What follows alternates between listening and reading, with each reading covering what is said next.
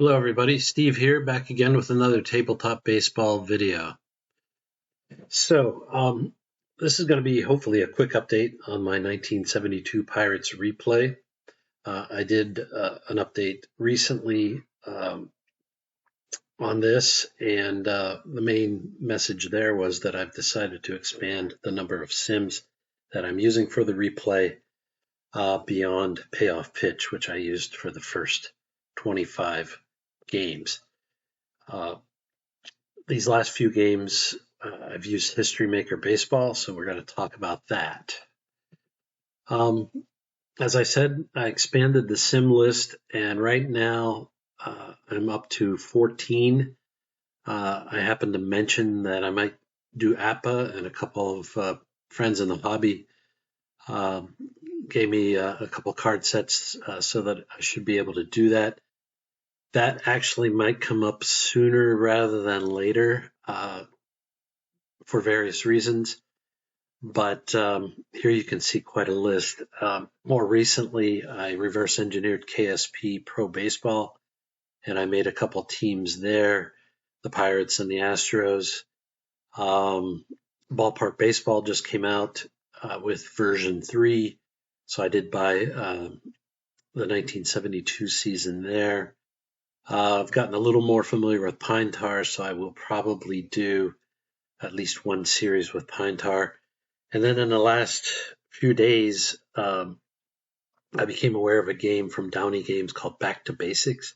That may make its way into the rotation. We'll see. If not, I'll at least do a video about the game. I think there's only one other YouTube video out there about Back to Basics. A while back, I did some work with the world's greatest baseball game. I did in the last week or so make the 1972 Pirates for that game. And if I decide to include them in the rotation, I'll make one more team and give that a go. And still undecided about Inside Pitch Advanced. And as I mentioned before, Deep Drive doesn't have a 1972 set, unfortunately. So the Pirates had a 5-game series against the Philadelphia Phillies. The first game was Steve Carlton, and I really wanted to play that game with the Batter Up Reimagined cards. That's the version of Batter Up that uses the 3D10 dice. And for those of you who don't recall, Batter Up is a pitcher first game engine, sort of like the old Sports Illustrated games. And so you can see kind of a pie chart of Steve Carlton's card, and he has only a few single results, as you can see on the left side of the card.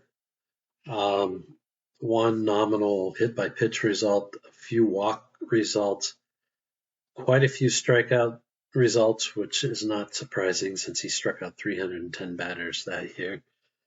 And then some other explicit outs, and then a couple of pass ball wild pitch type results. But if I've done the math here right, about 20% of his rolls against his card to start a plate appearance will be outs, either strikeouts or other outs.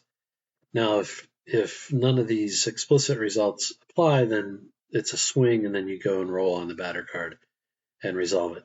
As it turned out, it was a pitcher's duel with the Pirates, and Steve Carlton pitched into the ninth inning and actually pitched well, but so did the Pirates pitcher, and ultimately Carlton gave up the winning run in the ninth and lost 3-2. Carlton would have been even more dominant in this game had more of the dice rolls landed on these strikeouts or other outs.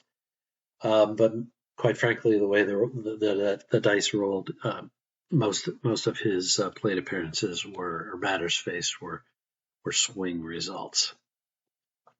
So the other 4 games of the replay with the Phillies were played with History Maker Baseball.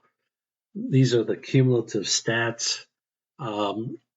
just like before, the Sims, the win-loss results of the Sims are identical to what they had in real life, but because of the payoff pitch results, the runs scored and runs against are much lower in the Sims as opposed to the actual. Now, these most recent Sims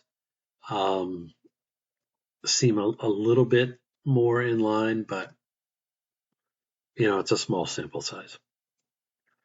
So I'm going to talk a little bit about History Maker Baseball. I've talked about it before in some of my videos. I'm going to put all these in the description to the video, but there's a Play Games community on Facebook. Lots of good information there. There is a Play Games group in the Delphi forum. Lots of good information there. If you don't want to roll dice and you want an electronic dice, fast action card flipper, there's a link to that. And then there's another interesting YouTube video that if you wanted to create your own Excel-based History Maker Baseball dice roller, this YouTube explains how to do that and probably can get you access to it. As always, please give a thumbs up. Comments are encouraged and welcome. Subscribe if you want. If you hear a little screaming in the background, my grandchildren are visiting and they're in the pool with their father, and so there's a little bit of noise. I'm going to try to squeeze this video in, though. Without further ado, a good friend in the hobby created the 1972 National League for me in History Maker Baseball. These are some of the Pirates batters that he made. Pretty good eye appeal to these cards, and you can get a feel for the batters. There's a lot of high batting averages on this team. Not an excessive amount of home runs other than Willie Stargell.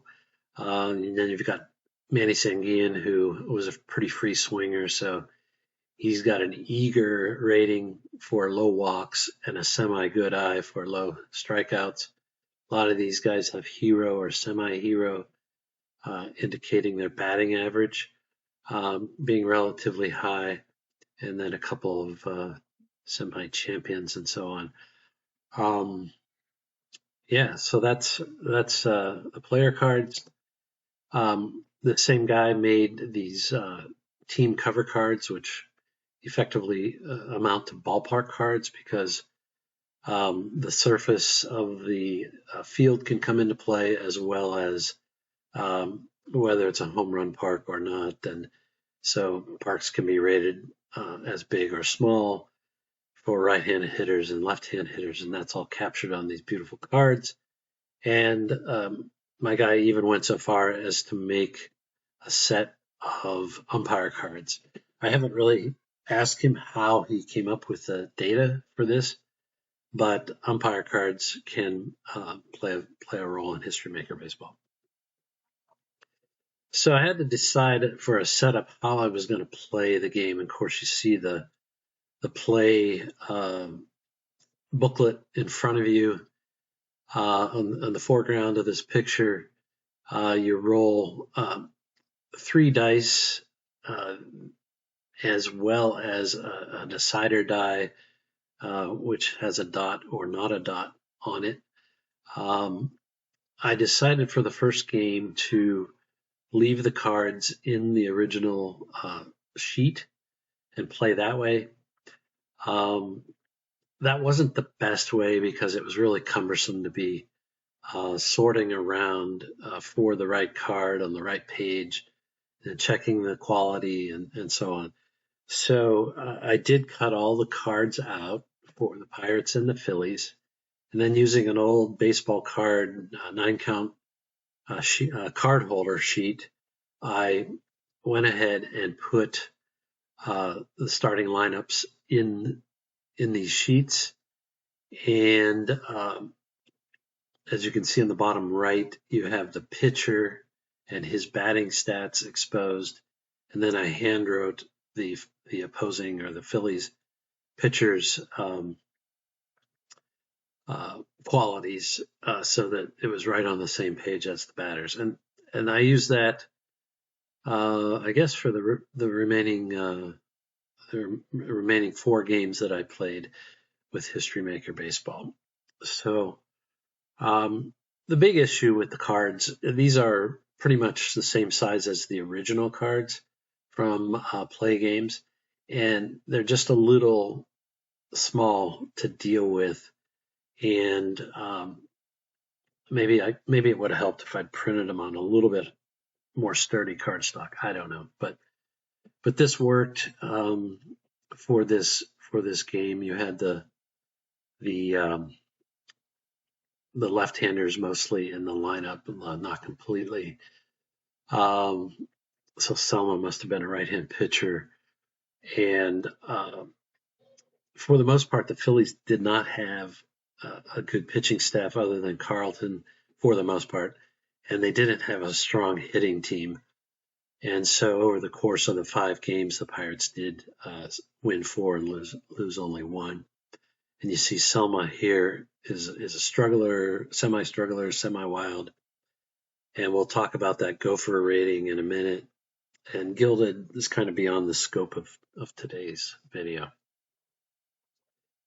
In another video, I summarized the pitcher qualities that you will find, and his main quality is determined generally by ERA. At least that's the consensus. There is a power rating, which is basically a strikeout rating, and then there's a control rating, which plays an important part of the game, and that's mostly determined by the rate of walks allowed. So I kind of kept this handy because I'm trying to internalize how the game works as I'm playing, even though I've studied a lot. And then these are the batters' qualities. We already talked about the heroes and the champions with the good batting averages. There's 5 possibilities for strikeout roles, qualities. There's some power qualities, so the real home run hitters may get a power quality. And then the same thing for walks, which we'll talk about in a minute. So the probabilities for History Maker Baseball with the 3 dice, there's 216 chances with 3d6 dice. But the way they are read from low to high, some dice rolls, 20 of them, have a 2.7% chance of hitting each. There are 56 combinations. And I guess the only thing I'll say, and I'm going to talk about this in a minute, is that you start seeing certain dice rolls fairly frequently. It just is what it is. So I call these History Maker Baseball first impressions. They're really not first impressions, but they are really my impressions after playing this 4-game set with the Phillies. Let me be clear. I like History Maker Baseball well enough. I find the qualities-based engine to be intriguing. The way it works, and you can see some of my other videos about how the ratings are assigned and so on. I did take some abuse, not abuse. I did have one person make a bit of a snide comment on my last History Maker Baseball video, basically taking me to task for questioning the accuracy of History Maker Baseball without having really played it much. And to be honest, that's a fair comment. And I would rather somebody make a comment rather than just sling a down vote on the video and not really explain their concerns. Here's what I'll say. History Maker Baseball is realistic enough. It's accurate enough. On the other hand, if you go to the Delphi forum, there is a whole thread where people have introduced homebrews for History Maker Baseball. And I view that as, making a good game better. And we're going to talk about one of those here in a minute. Also, in fairness, I did not use the full scope of History Maker Baseball for these 4 games that I played. I did not use the whole team chemistry thing, hot-cold batters, what have you. To be honest, whether it's History Maker Baseball or other sims, I kind of find those things probably to introduce a certain amount of distortion or variability into the results that I don't think is really meaningful or necessary, at least for me. And think about hot and cold. I mean, there's already, dice run hot and cold already, but eventually there should be reversion to the mean. And, somebody who's better at stats than I am could tell me, but if you're identifying the hot batters based on recent performance, then you're actually reducing the chances that they're going to revert to the mean. And same thing for cold batters.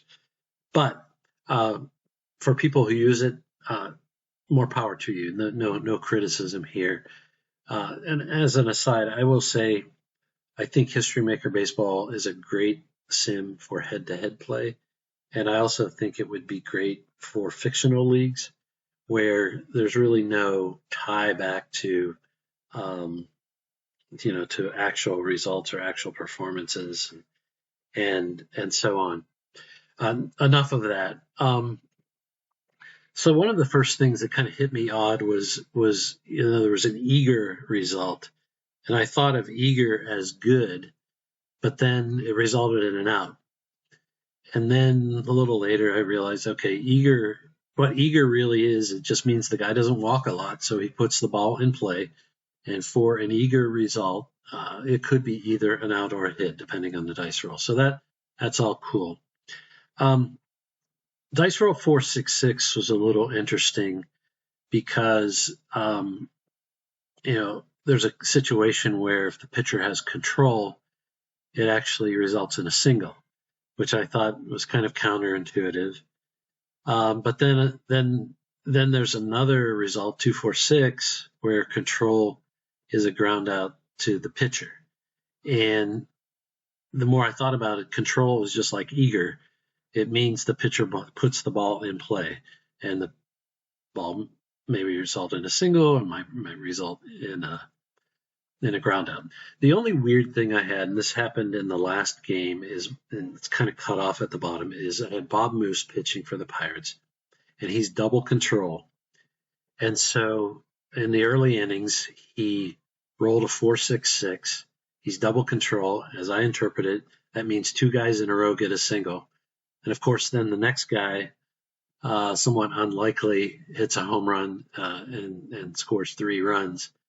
And so that was kind of weird. But then later in the game, he rolled 2.46 with 1 out in the middle inning, and he's double control. So that created 2 ground outs to the pitcher. And at the beginning of the next inning, he rolled the same thing again. And so he got 4 outs in a row from this double control rating. Just very, very, very interesting. Very cool.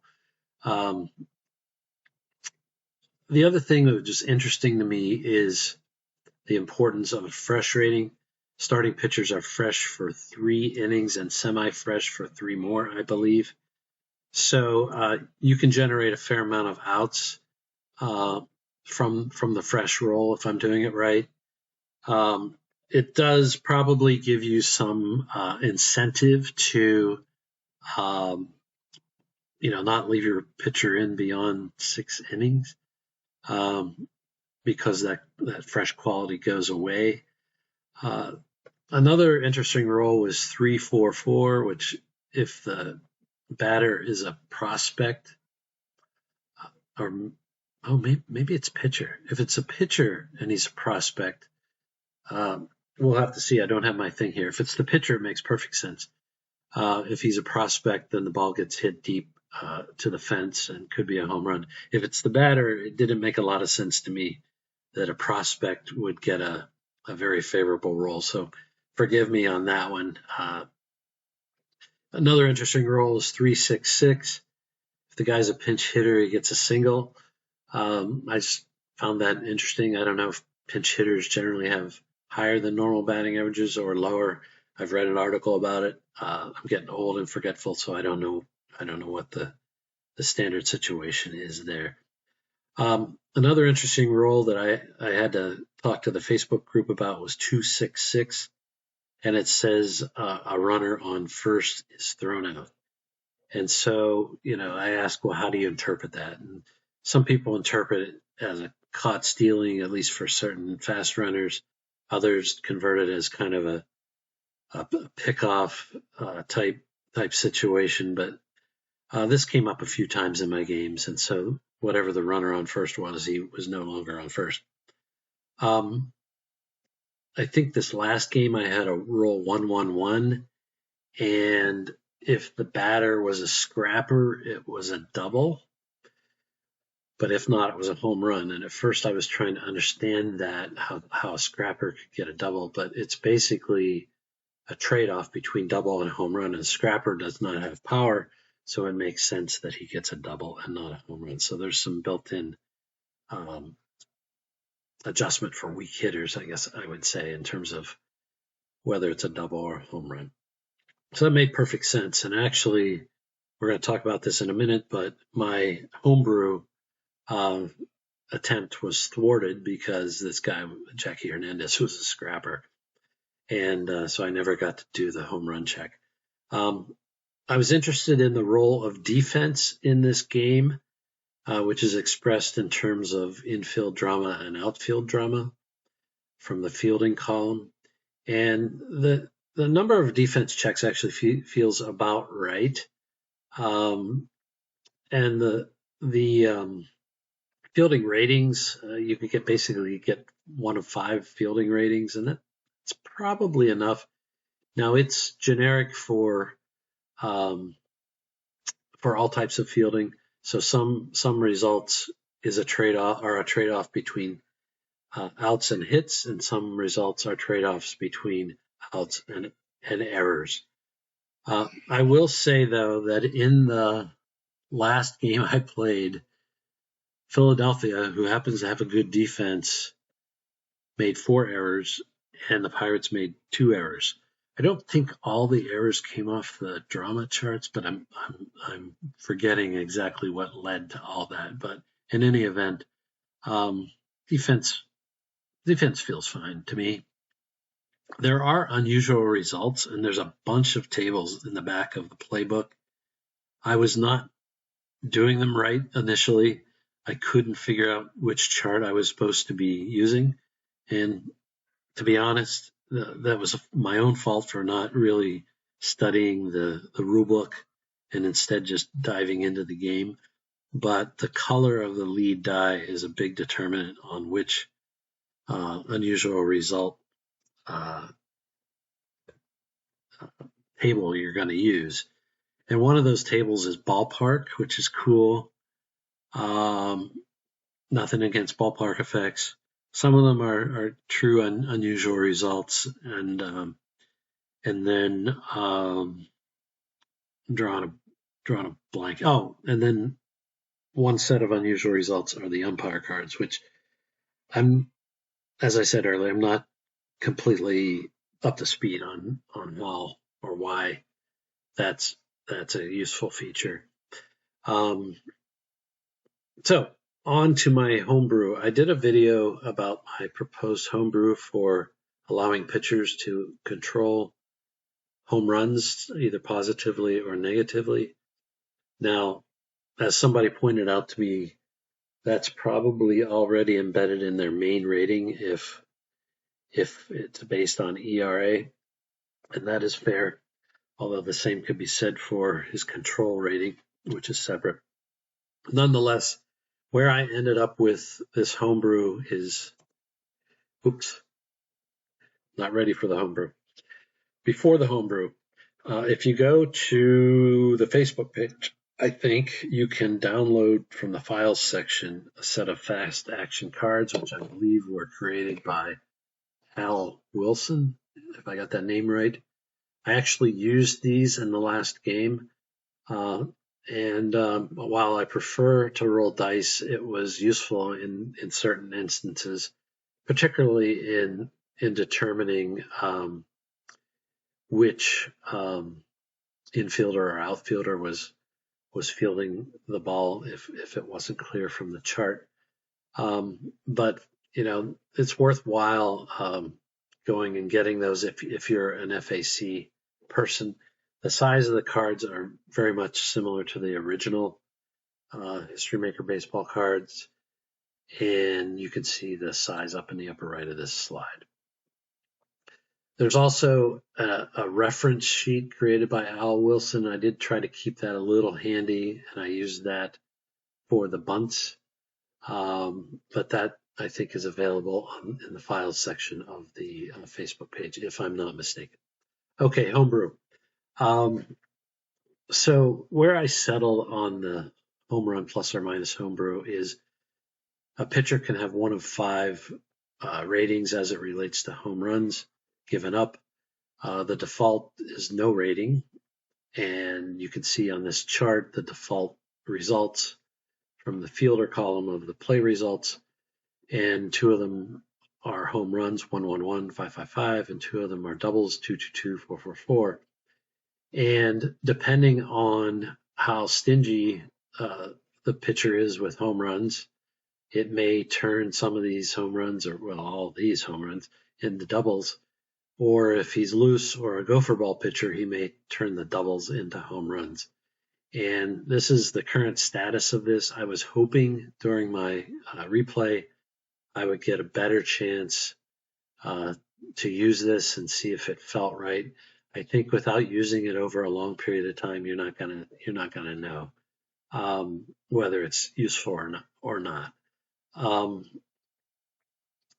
And then I did go ahead and update the rating scales. So if you wanted to assign these ratings to your pitchers, you take home runs as a percent of hits, and then where that falls on this table tells you what rating to assign.